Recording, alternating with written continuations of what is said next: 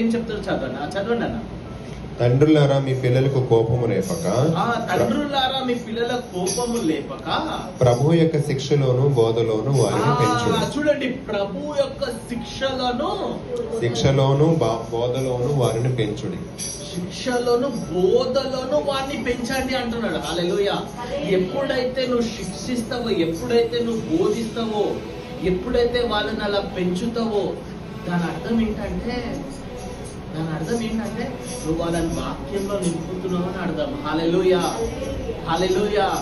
నేను ఇప్పటి నుంచే చాలా ప్రార్థిస్తున్నానండి. ఎందుకంటే మనం ఎలాంటి లోకంలో ఉన్నామంటే సెకండ్స్ లో మైండ్ మారిపోయేంత లోకంలో ఉన్నాం. హల్లెలూయా.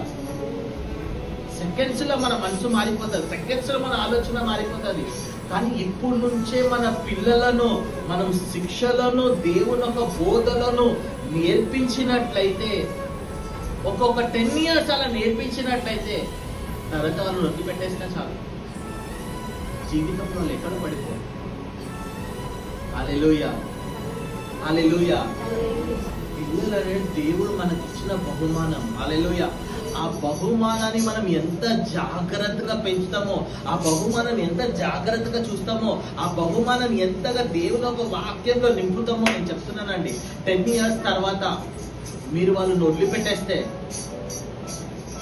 15 సంవత్సరాల తర్వాత మృతి కొట్టుకొని ఏడవాల్సిన అవసరం ఉండదు.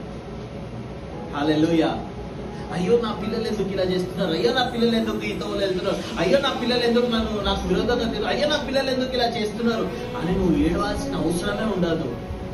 ఎందుకంటే ఇప్పుడు ఈ యొక్క చిన్న కాలంలో నువ్వు వాక్యం వాళ్ళలో విత్తినట్లయితే, చిన్న కాలంలో వాక్యంతో వాళ్ళని దండించినట్లయితే, ఈ యొక్క యవ్వన కాలంలో వాక్యంలో వాళ్ళని నింపినట్లయితే, వాళ్ళని వాక్యంలో నడిపించినట్లయితే, నేను చెప్తున్నా అండి, మిగతా సంవత్సరం అంతా నువ్వు ఫలాన్ని అనుభవిస్తాం వాళ్ళ దగ్గర నుంచి.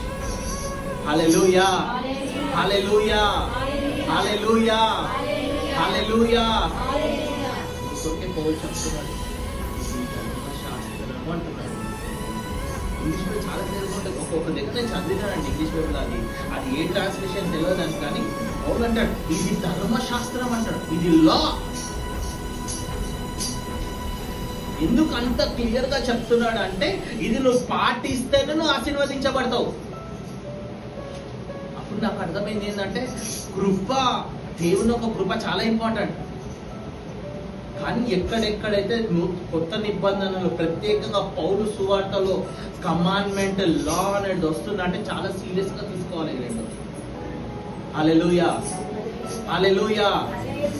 ఇది ధర్మశాస్త్రము, ఇది దేవుడు పెట్టిన ఆజ్ఞ అని కొత్త నిబంధన ఎక్కడైతే రాయబడుతో అక్కడ చాలా సీరియస్ గా ఉండాలి. హల్లెలూయా. ఎందుకంటే ఇది పాటిస్తేనే ఆశీర్వదించబడతావు అని దేవుడు క్లియర్గా చెప్పేస్తున్నాడు. హల్లెలూయా. కాబట్టి యవ్వన కాలంలో ఈరోజు పిల్లలు ఎందుకు చనిపోతున్నారు, యవ్వన కాలంలో పిల్లలు ఎందుకు దేవునికి విరోధంగా, తల్లిదండ్రులకు విరోధంగా ఎందుకు వెళ్తున్నారు అంటే, ఎక్కడో మనం దేవుని ఒక వాక్యం విత్తలేదు. హల్లెలూయా, హల్లెలూయా.